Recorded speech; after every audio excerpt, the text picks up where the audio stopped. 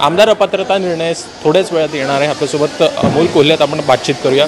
थोड्याच वेळात निर्णय येणार आहे, कशा प्रकारे बघता आहात तुम्ही या सगळ्या संबंधात? आमदार अपात्रतेच्या संदर्भामध्ये सुनावणी झालेली आणि प्रत्येकाची ही अपेक्षा आहे की यामध्ये योग्य पद्धतीनं हा न्याय मिळेल अशी प्रत्येकाला अपेक्षा आहे।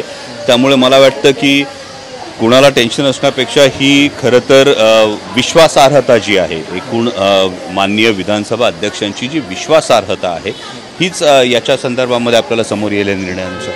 काल अजित पवार म्हणाले आहेत का का का पापाचं काका का एक रूपांतर होताना दिसतं आहे।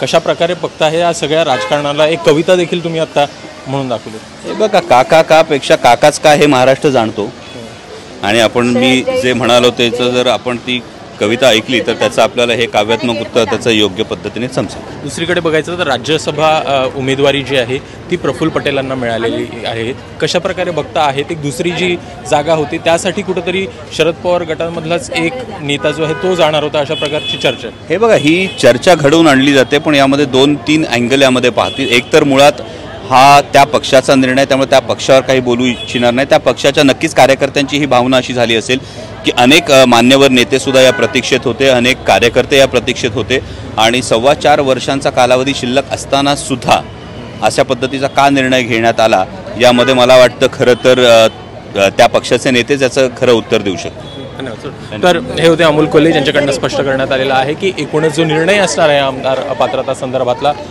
तो कुठंतरी विधानसभा अध्यक्षांनी संविधानाकडे लक्ष देऊन हा निर्णय जो आहे तो दिला जावा। प्रशांत माने, सबशंकाळ, एबीपी माझा, मुंबई।